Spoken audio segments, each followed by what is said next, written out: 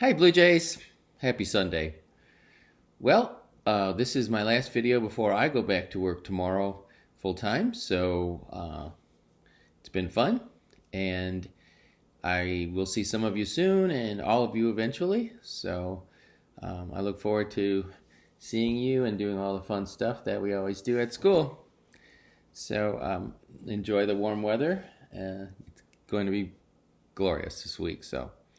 For this last video, I wanted to give people at home an activity that you can always do.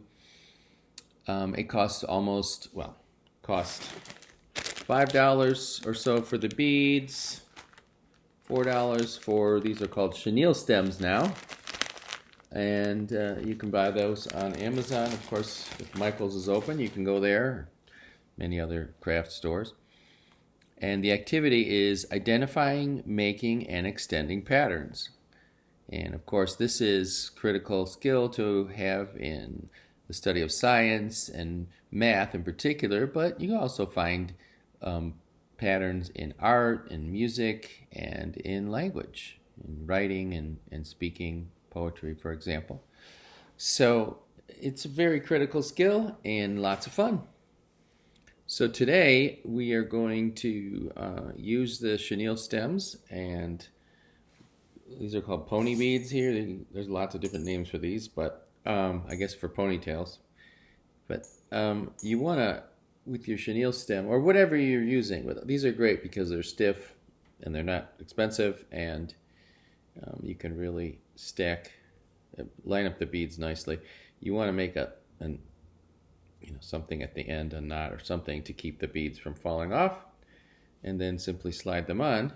And the simplest pattern that everybody learns first, of course, is your AB pattern. So the unit being an A for the purple and B for the black.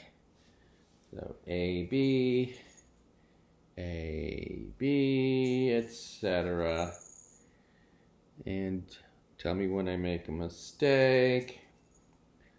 Let's see, A, B, A, B, A, B, A, B, A, B.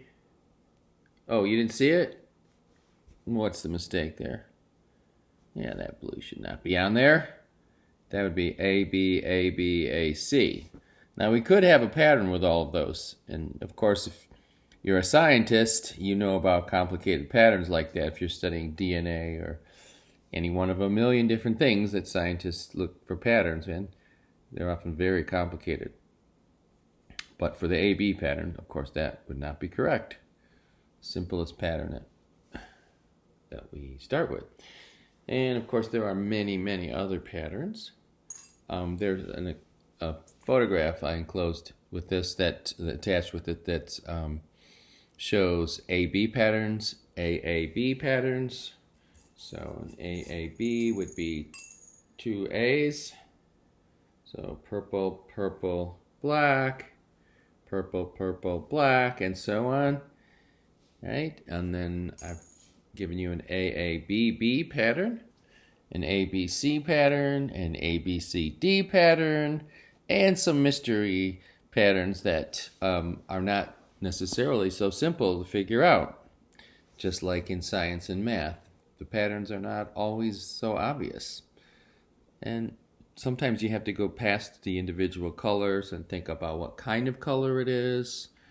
And that the pattern might change. There might be one thing that changes in the pattern as it goes on. So have fun with it. Build your own patterns. Kids, test your parents and test your teachers. We may not be able to figure it out. There was a pattern on the calendar, was it last month? That was very complicated with different colored balls with stripes. And I didn't recognize the pattern at first. One of the students identified it. It was pretty tricky, but they got it right the first time. It did repeat. So a pattern has to repeat. It can't just go on and make different patterns. A lot of times kids will do that, of course, and that's fine if you're having fun. And there's no reason not to have fun with this. But is that a pattern? Well, only if we repeated it. I mean, we could do purple, purple, black, red, white. Then we'd have to go purple, purple, black, red, white. Purple, purple, black, red, white. And that's a pretty complicated pattern, isn't it? Purple, purple, black, red. Well, that wouldn't be part of it, would it?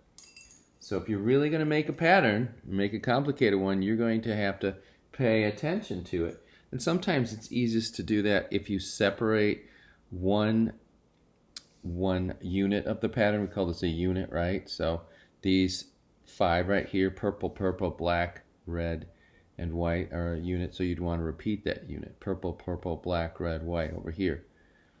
And if you're just stringing them together, you can make a beautiful necklace or bracelet or any kind of design you want, but it may or may not be a pattern. And patterns can be tricky to figure out, so if you make some tricky ones that your parents can't figure out, good for you.